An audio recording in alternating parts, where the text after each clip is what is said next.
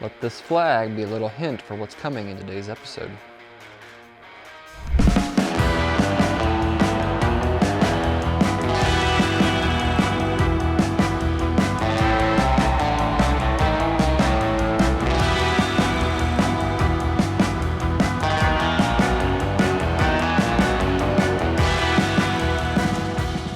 On today's episode of At Home with GKR Motor Cars, the guys have quite the surprise as they introduce a rare classic American find, the Spirit of 76 Bonanza, a Chevy pickup rumored to be one of 10 made. After that, we shine a spotlight on our favorite detailer, Brandon Jones. If you're wondering how we got the green on that Camaro so clean, look directly at him.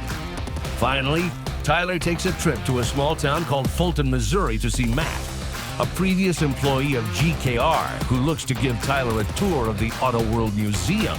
Or so he thinks. You don't want to miss a second of today's exciting adventures, so take a seat, buckle up, and enjoy the ride.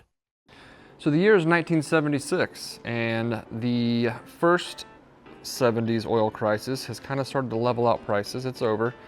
And yeah, we know we got a new one coming up, but they don't know that in 1976. What we do know in 1976 is that it was the 200-year bicentennial anniversary of America.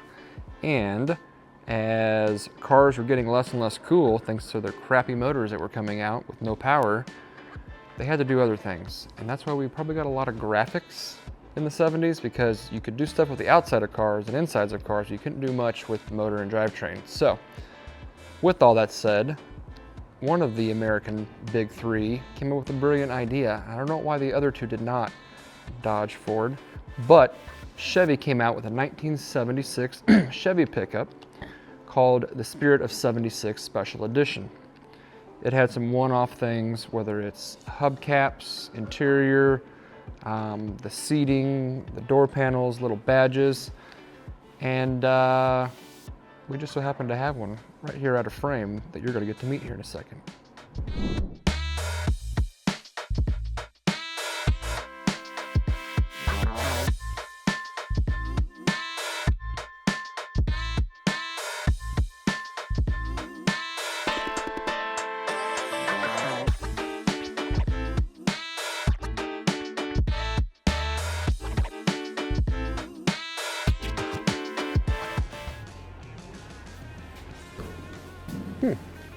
Like laying on an old truck bed, huh? Oh yeah. How cool is this project? How excited are you about this project? Pretty excited. I'm a Chevy guy, but this one specifically is pretty fascinating. Yeah, the 1976 Spirit of 76 Chevy. This particular one is a Bonanza, which is supposedly, maybe not, 1 of 10 truck. A lot of people are saying that they only made 10 Bonanza editions in the Spirit of 76, right? Definitely not much info out there on them, so if anybody's got any input, we'd love to hear some more insight. Yes. We have confirmed everything with this one as far as VIN codes and option, codes in the glove box. Yep. It does have numbers matching motor. Nice. Transmission is aftermarket, new transmission. But we're going to keep that motor. We've rebuilt the motor, which we should be getting that back in a second now. Yep. I mean, Corey might walk in a second, I don't know. But it's getting rebuilt, getting orange, just like the factory. We are going to put in the Holly Sniper. So we're going to bring it a little bit into today's era. We want to keep as much original to it. What kind of drop does it have? I believe it's a 2.4 drop, just coil springs and spindles, nothing too crazy. Yeah, and the good thing is it's a factory single cab short bed, so we haven't cut any frame there. We haven't put a short bed, it came factory like that, so that only entices buyers, being a factory short bed. Oh yeah. It is a 350. It's not like we're throwing an LS in this thing, but I mean, with the numbers matching block, that's in great condition. Adding some fuel injection and a little bit of computer controlled timing with the Hyperspark. and that little drop, just a few subtle things here and there to make it really nice. I mean, I think this thing will do pretty well. Oh, yeah. You know, this isn't an investment build. This is a spec build. You know, I mean, when we got it, it had tons of parts. And rust, how much rust did it have? Very little to, I mean, almost none whatsoever. Just a little bit of surface rust, which was mostly from bringing the truck back from Minnesota. Right. In the week after Christmas. Yeah. So you got to get some salty roads coming from Minnesota down through here. Yeah, I mean, it had so many parts with it. It was, it's as original as you can get. You know, I mean, this bed is after, you know, it's an aftermarket repop bed, but it's exactly what came in it, you know, essentially. So it'll just be easier on us as far as trying to do too much body work. You know, it'll be pretty easy to get looking nice. And we're doing this as a high-end build. I mean, we're doing our high-end body work on this. It's going to be straight as an arrow, like the '69 Camaro, like the Bandit Trans Am. I'm just really excited about it because I like trucks. I know you love trucks way more than I could ever imagine. So I know how excited you are about this one. But there is one thing missing, and that's the frame. Where is the frame? It's down in the barn. I've got a jump on it. You want to go take a look at it? Let's go see something. All right, so 1976 Chevy Pickup. You know, it's not your normal 1976 square body. This one actually is an investment build. So, you know, we do a spec builds where we build a car and then sell it, you know, hopefully for a profit. So far, we've not lost money on a car yet, but this one happens to be a spec build with an investor. So an investor comes in, pretty much bankrolls the parts and the labor at a discounted rate, and then we split the profit from there in a certain way, depending on how much they want to risk up front or, you know, later. Sometimes, you know, they'll pay normal shop pay, and then they'll take all the profits. So just one of those things that we like to do just to bring some cars in and have a little more fun. You know, it's still a business. We're having fun here, but still gonna make money. And that's what this truck happens to be, an investment build that we are building to, you know, high-end standards that we're gonna flip, sell, make a profit on. Got to keep that streak alive, and still have fun doing it. All right, you might have seen our barn before down here. It is our kind of like holdovers for stuff, extra parts, extra things we're not necessarily working on like right this moment. That's where the frame is, because we're doing the body work up there. And the frame, Tyler has expertly refinished, and it looks amazing. So there's not really a whole lot like aftermarket to it outside of the drop that's on it.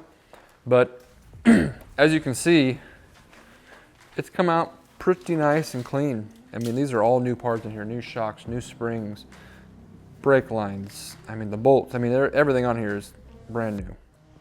And yeah, I mean, it was amazing how like much work had been done on this and where we got this, you know, project at. You know, it's another story of one of those ones that somebody starts and they run out of time and patience. Just, you know, it gets frustrating sometimes when you think, oh, it's just a car. It's going to be easy to just put a car together or a truck together, whatever. And then life happens, and it's a lot more than you bargained for. So that's what this is, and that's what we're doing it as a spec build, to build a really cool car, really cool truck, actually, to flip and make some money on.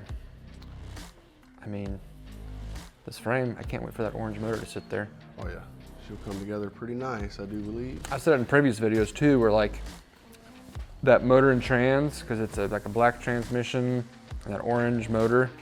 Like, I love frame cars and trucks, and like the Bronco I mentioned in some of our YouTube videos, how I love that Bronco when it had that blue motor, the silver transmission, and all the fancy suspension and all the colors of just the frame before we even put the body on. I just love that look, you know, it's just cool. It's just the raw parts of a car sticking out, all the colors, and then you put the fancy, you know, body worked body on, and it just brings it all together. So that way when you open that hood and you look underneath it, it's just spotless and perfect. So frame is done. Why isn't the body work done? Working on it. Working on it. Classic. We'll keep up to date with us on this because it's going to be coming together here pretty soon. But this may be a season 2 thing, so you'll just have to wait until then to see what it looks like when it's all done. Sorry.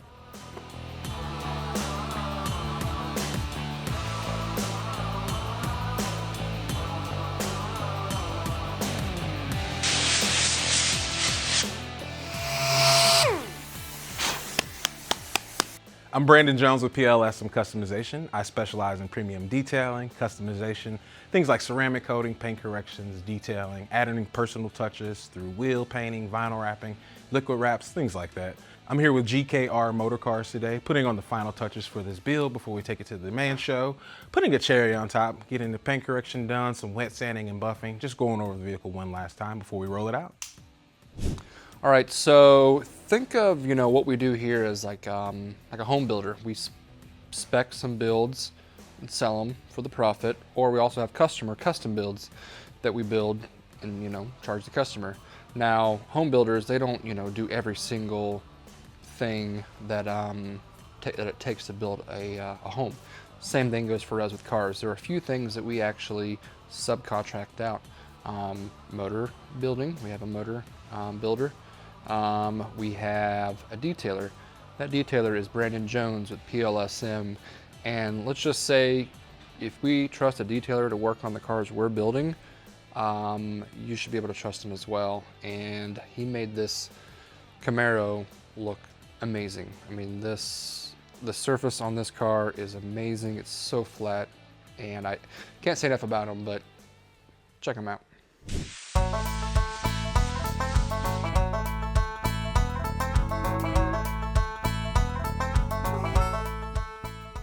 All right, so we're out here at the Fulton, Missouri Auto World Museum. Former employee Matt Bariana invited me out to come check out some stuff. So let's meet him and let's go check out the museum. I'm Matt Bariana. I'm an ex-employee at GKR Motor Cars, but now I work here at the Fulton Auto World Museum. And Tyler came here today thinking I invited him just to go see what's in the museum, but I've got something a little more special for him.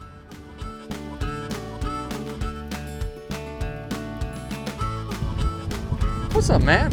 How you doing, man? Good to see you. Not too bad. It's been a minute. It has been. But the museum, huh? Give me a little private tour. Not necessarily a private tour of what's in the museum, but what we got hiding away from the public eye. Okay, so like all in here, like in storage? In storage, but not in here. We got 70 cars in here, just about 70 cars in storage too. Like for sale? Of course, for the right price. Well, what are we doing here? Let's go find those cars. Let's go. Sweet.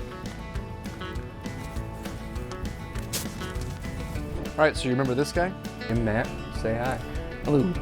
So Matt, you know, former employee, he invited me out to the local car museum here in Fulton, Missouri, and said he had a little extra surprise for me. And when I got there, the museum was not even involved. Outside of, we were just there in the parking lot. But you'll see. All right, I like storage facilities. It's always a good start. So all of these have cars in them? Yeah. Aside from that building down there, that's mainly tractors, but... I mean, I like tractors. Are there any green ones in there? There's plenty of green ones in there. Okay. And a nice We have to yellow look at name those. on them too. So where do we start? We're gonna start in this building, Okay. because that's what I think you're gonna like is in here. Okay. And a lot of these cars have been sitting for quite a while. Okay.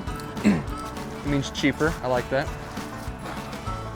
I don't know, it's like letting wine sit, it gets more expensive. We'll see. All right, ready for the big reveal?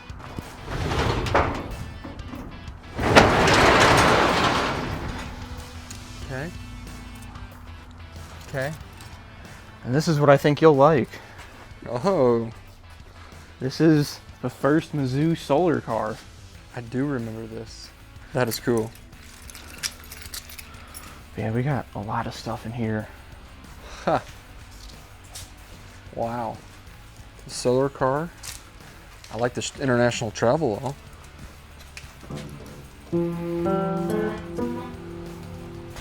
Oh, we got a Rolls. Well, it's actually a Bentley with a Rolls-Royce grill. Oh, okay. I was gonna say, I was looking at it, I was like, that does not look like a Rolls-Royce, but maybe there's one I don't know about. Not that I know about a lot of Rolls-Royce and Bentleys, but. Is that an old Ford? What's that old? That red one? Yeah. That is a Ford. Torino? I think it's a Galaxy. Galaxy, yeah. It's got a 302 if I recall correctly. Any old Model A's back there hiding? Model A's? I don't think. Not in here. I know in the other building we got newer stuff. What's this green one, do you know? This one right here, I think it's a Willys Overland. It's a chain drive as well. You know what my last name is, right? Got another 17 Overland Touring. And it's a, does it say Willys on it? I guess Overland? it's before Willys bought Overland. Yeah. No, it says the Willys Overland Company. Oh, How much for this? I just want it. It's my name. It says Willys. It's the original Willys. Wow. before they started making Jeeps. Nice Chevy Roadster right here. Another Willys. Yep. Got a Dodge Brothers over there. Think so.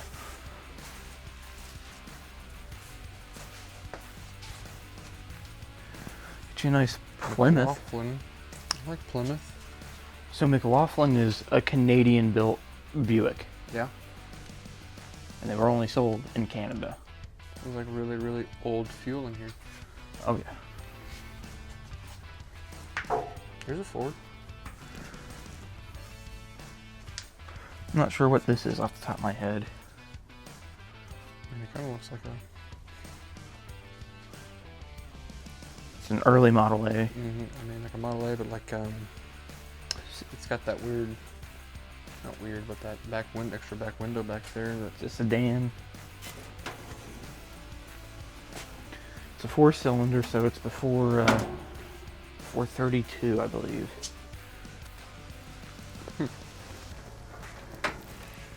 okay. Well, there's some Willys that I want. That electric car is cool, but It's is rough. huge. It is humongous.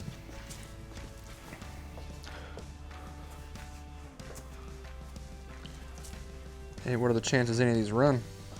I couldn't tell you that.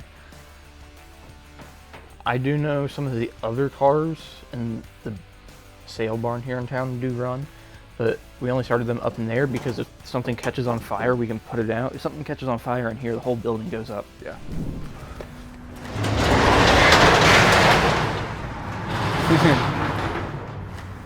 That caddy. Oh yeah, 2 of them.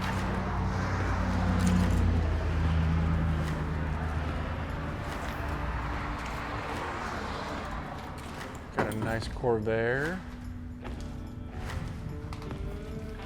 Oh, MG. Is that what that is? Yep, it's a very early MG. The VIN is number 144, I believe. Yeah. This Continental does run. That Cadillac actually does run too. Yeah. Looks so much like a Stutz Bearcat. Is that Oh, that's a kit car in the back. wondering. Like it looked Supposed a little, to be, looked a little like a kit car. supposed to be an Auburn. Cute little Civic. Look at this guy. Yep, this is actually Miss Vicky's first car, Yeah. and it does want to start. I think it's got bad points or something like that. Mm-hmm. No spark. Huh. Cool, cool. Yeah, Corvairs are always neat. Got a couple of Studebakers in here. Here's one of them. Mm-hmm.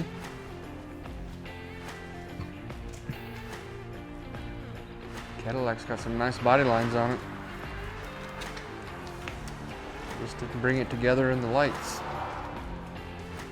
Oh my gosh. Smells like Smells like the 70s 80s. and 80s, yeah. Smells like the old IROC Camaros I had long ago. Those GM 70s, 80s. Yeah. Now this one, it does have a custom air horn setup and a CB radio. But There's actually spare tires under here? I don't think so. I think they only made about 50, I mean, 60 of these conversions. Why only go out into the wild with one spare tire when you're gonna have two spare tires and make it look good? What was the 80s? Why not? I bet if you looked hard enough, you could find a Coke spoon in that It's car. like so cool, but also just so like polarizing. Yeah. All this stuff is just sitting.